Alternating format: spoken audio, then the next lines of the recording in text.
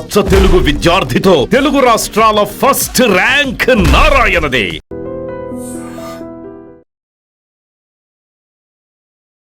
నమస్కారం, welcome to I dream. ధర్మ మార్గం విత్ విజిత కార్యక్రమానికి స్వాగతం.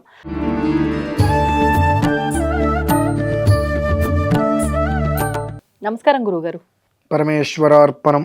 గురుగారు, మనం శని త్రయోదశికి సంబంధించి విధానం ఎలా ఉండాలి ఏంటి అనేది ఒక వీడియో చేసుకున్నాం. కానీ అందరూ సులభంగా చేసుకునేటట్లుగా ఇంకా కొంచెం డీటెయిల్గా కావాలని ఒక ఇద్దరు ముగ్గురు నన్నే పర్సనల్గా అడగడం జరిగింది. ఒకసారి అందరికీ ఉపయోగపడేటట్టుగా అందరూ చేసుకునే విధంగా ఆ రోజు ఏం చేస్తే బాగుంటుందో వివరణ ఇవ్వండి. తప్పకుండా అమ్మా. 27వ తారీఖు అనురాధ నక్షత్రంతో కూడినటువంటి అద్భుతమైనటువంటి శని త్రయోదశి. చాలా విశేషమైనటువంటి పర్వదినంగా దాన్ని మనం కీర్తించవలసిందే ఖచ్చితంగా. ఆ రోజు నాడు ప్రతి ఒక్కరూ కూడా 3 విధానాలు అనుసరిస్తే వారు ఒకవేళ ఏ కారణం చేతనైనా ఏదైనా భయం అనేటువంటిది లోపల ఉంటే భయం మొత్తం నిర్వీర్యమైపోతుందమ్మా. భయం తొలగిపోతుంది, ప్రశాంతత ఏర్పడుతుంది. ఏమి చెయ్యాలి అంటే చక్కగా పొద్దున్నే శనికి లేదా శివలింగానికి నువ్వుల నూనెతో అభిషేకం. నువ్వుల నూనెతో అభిషేకం. 2 పెరుగులో నువ్వులు కలిపి స్వామివారికి అభిషేకం చేయటం, శివుడికి అభిషేకం చేయటం. ఇక్కడికి అయిపోయిన తర్వాత ఆ శనికి తైలాభిషేకం పూర్తి అయిపోయిన తర్వాత మనకు జాకెట్ ముక్కలు వస్తాయమ్మా. ఆ జాకెట్ ముక్కల్ని 4 ఇంచులుగా ఇంత ముక్కలుగా కట్ చేసేసుకొని ఆ మధ్యలో నల్ల నువ్వులు పోసుకొని దాని దగ్గరికి ఇలా పెట్టి మూట కట్టేసేసి 19x19 చేస్తే బెస్ట్. లేదు 19 నేను చేసుకుంటానండి అంటే ఓకే. ఆ 19 చేసుకొని ఆ 19 తోటి కూడా శనికి హోమం, తిల హోమము అంటారు దాన్ని. శమగ్నిభిస్కర ఛన్నస్తపత సూర్య శంబాతో వాత్వరప అపస్త్రధాన మంత్రం ఉంటుంది. ఈ మంత్రముతో మేము చేస్తాం. మామూలుగా ఇక బయట వాళ్ళు ఎవరైనా ఇంటికి స్వామివారిని ఒక అర్చక పురోహితుని ఎవరైనా పిలిపించుకొని చక్కగా వాళ్ళ చేత చేయించుకోవడం అనేటువంటిది. ఒకవేళ అది కూడా కాదు, ఎవరికి వాళ్ళే చేసుకోవాలనుకున్నప్పుడు కష్టం అండి, చేసుకోకూడదు అట్లా. అంటే ఒక మంత్రం ఉంటుంది. ఓకే, మంత్రాన్ని కాదు అని మన ఇష్టానుసారం చేసుకుంటా అంటే చేసుకున్నటువంటి తృప్తి మిగులుతుంది. ఫలితం లేని పూజ ప్రయోజనం లేదు కదా. ఫలితం లేని పూజ ప్రయోజనం లేదు కనుక అటువంటిది మనం చేసినా ఉపయోగం ఉండదు. ఏదో చెంబు నిండాను సీసా నిండా నువ్వుల్ని తీసుకెళ్ళి శివునెత్తి మీద పోసేస్తాం. ఉపయోగం ఏముంది? ఉపయోగం లేదు. దానికి ఒక ప్రణాళిక, ఒక ప్రక్రియ ఉంటుంది కనుక ఆ ప్రణాళిక ప్రక్రియ ఏదైతే ఉందో దాన్ని అనుసరించి కనుక చేసినట్లయితే పరిపూర్ణమైనటువంటి విధానం ఏర్పడుతుంది. చక్కగా ప్రధానంగా చేసుకోవాలి అంటే 27వ తారీఖు రోజు నాడు అనురాధ నక్షత్రంతో కూడుకున్నటువంటి శని త్రయోదశి రోజు నాడు ఉదయం చక్కగా ఈశ్వరుడికి తైలాభిషేకం, పెరుగులో నువ్వులు కలిపి మళ్ళీ అభిషేకము, అలాగే ఆ ఒక జాకెట్ ముక్కలు 4 పలకలుగా చిన్నవి ముక్కలు కట్ చేసి అందులో నల్ల నువ్వులు వేసి మూటలా కట్టేసేసేసి శనికి 19 సార్లు. మామూలుగా అయితే కనుక 19x19, లేదంటే అంత ఓపిక లేదు, 19 సార్లు చక్కగా అది స్వాహాకారంతో నేతిలో ముంచి స్వాహాకారంగా వేసేయటం. అలాగే నువ్వులతోటి విడిగా హోమం చేయటం. ఇది అత్యంత శ్రేయోదాయకం.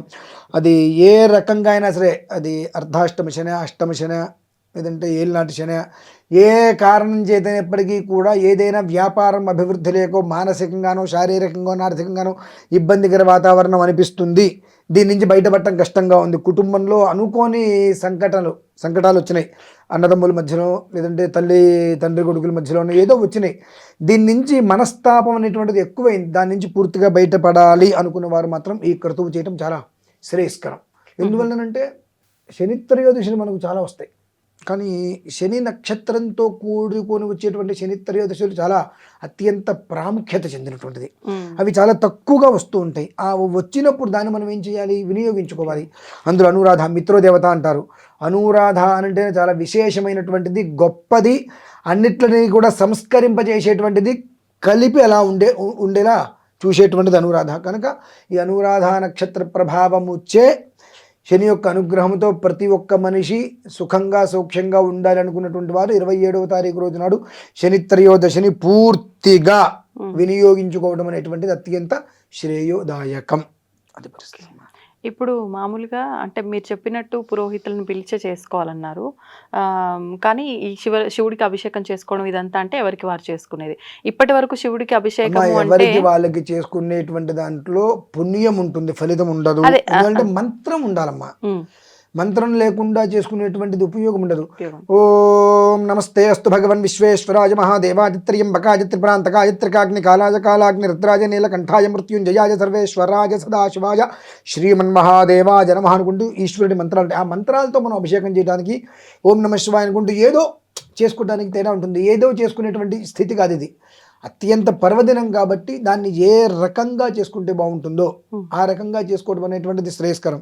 ఇప్పుడు మనం మన భారతీయ శంకరపీఠం ఆధ్వర్యంలో ధనురాకారంలో ఇప్పుడు ఈ యొక్క 27వ తారీఖు రోజు నాడు శని త్రయోదశి సందర్భంగా మన ఒక భారతీయ శంకరపీఠంలో శనేశ్వర స్వామి వారి యొక్క యంత్రగమనంతో ఈశ్వరుడికి పెరుగు అలాగే నువ్వులు కలిపినటువంటి అభిషేకం, తైలాభిషేకం చేసి ఈశ్వరుడికి అర్చన చేసిన అనంతరము ఒక జాకెట్ ముక్కల్లో తయారు చేసి వేసేటువంటి ఏవైతే కనుక తెల దీపము ఉంటారమ్మా, ఆ దీపంగా స్వామివారికి సమర్పణ చేయటము, అలాగే నువ్వులతో హోమం అనేటువంటిది విశేషంగా నడుస్తుంది.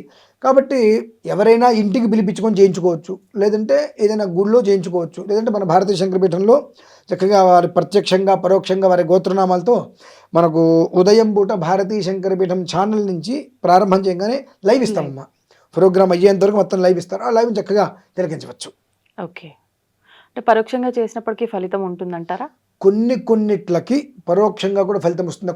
కొన్ని ఎట్లా మనం ఎక్కడో ఉన్నాం, నిజంగానే రాలేం. మన అవకాశం ఉండి ఆయన చేస్తున్నారు కదా, మనం చూస్తే కూడా ఫలితం వస్తుంది కదా, దాని ముందు అనుకుంటే రాదు. ఒకవేళ ఏదైనా కారణం చేత రాలేని పక్షం ఆ సమయంలో చేసేటువంటి దానికి ఫలితం ఖచ్చితంగా ఏర్పడుతుంది. రాగలిగిన స్థితి ఉండి రాలేదనుకోండి ఉపయోగం లేదు. అప్పుడు ఓకే, మాకు డబ్బులు కట్టవద్దు, మేము చెయ్యవద్దు, ఆ అమంగళకరమైన మాటలు మేము మొయ్యవద్దు. కాబట్టి మీకు నిజంగా రాలేని పక్షం అయితే పరోక్షంగా పాల్గొనండి. రాగలిగితే మాత్రం ప్రత్యక్షంగా వస్తే చాలా బాగుంటుంది. ఖచ్చితంగా భారతీయ శంకరపీఠం నుంచి మాత్రం యూట్యూబ్ లైవ్ ఖచ్చితంగా ఇస్తున్నాం మనం. గురుగారు, ఇప్పుడు శని అనగానే బ్లూ కానీ బ్లాక్ కానీ కలర్ అంటూ ఉంటారు. చాలా మంది సాటర్డే వస్తే కూడా ఆ రంగు వస్త్రాలు ధరిస్తే మాకు అంత ఫేవర్గా ఉంటుంది అని అలా ధరిస్తూ ఉంటారు. అలాంటిది ఏమన్నా నియమం పాటించాలంటారా? అందరికీ ఉపయోగపడదండి. కొన్ని నక్షత్రాలు కొన్ని లగ్నాలు ఉంటాయి, దానికి యాంటీగా ఉండేటువంటి నక్షత్రంలో వేసుకుంటే ఆ రోజు చికాకి ఉంటుంది. అంటే ఏ నక్షత్రం వాళ్ళు వేసుకోవచ్చు? ఇప్పుడు కృత్తిక ఉత్తరాషాఢ, ఈ కృత్తిక ఉత్తరాషాఢ నక్షత్రంలో జన్మించిన వారు ఆదివారం రోజున నీలం వేసుకోవద్దు. ఓహో, అదే శనివారం రోజున మీరు ఎరుపు వేసుకోవచ్చు, నీలం వేసుకోవచ్చు. అంటే శనికి సూర్యుడు అంటే ఇష్టం, సూర్యుడికి శని అంటే ఇష్టం ఉండదు. తత్కారణం చేత కొన్ని విధానాలలో ఆ శనివారం రోజు నాడు ఎరుపు వస్త్రాలు వేసుకుంటే మనస్సంతా క్షోభగా, ఇబ్బందిగా, చికాగ్గా, ఎరుపు నలుపు ఎరుపు నీలం కాంబినేషన్ వేసుకుని ఒక్కొక్కసారి ఆ స్థితిగమనాన్ని అనుసరించి లగ్న యోగాన్ని అనుసరించి ఒక్కోసారి బాగుంటుంది. అది కనుక యాంటీ అయితే వారిద్దరి మధ్యలో ఆ రోజంతా ఏదో కూలిపోయినట్టుగా నీజీనెస్గా చికాగ్గా ఉంటూ ఉంటుంది. ఓకే ఓకే, అంటే వేసుకునే బట్టలను బట్టి కూడా మనస్తత్వం మారిపోతుంది అంటారు. మన గురించి కదమ్మా అది, ఆ గ్రహ ప్రభావం. మనం చేస్తున్నటువంటి ప్రతి దాంట్లో కూడా 100కి 100% మన ప్రమేయం అనేటువంటిది ఏమీ ఉండదు. ఎందుకంటే మనకు తెలిసి కూడా మనం మంచి చెయ్యం, మనకు తెలిసి చేసేది చెడే.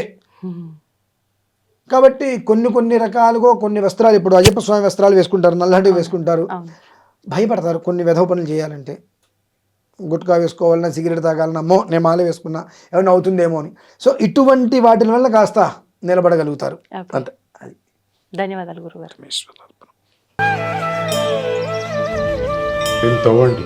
తవ్వుతూనే శివలింగం సరే దాన్ని అట్లా కప్పేసేయండి, చూపించదండి. Krishna is there. మూర్తి పూజ కాదు, సాక్షాత్ బ్రజేంద్ర నందన భగవాన్ ఉన్నారు మూర్తిలో. ఏమీ ఆశించకుండా ఆరాధించే వాళ్ళు కూడా ఉన్నారా ప్రభుజీ? నిజమైన భక్తి అంటే మనకు తెలియదు కాబట్టి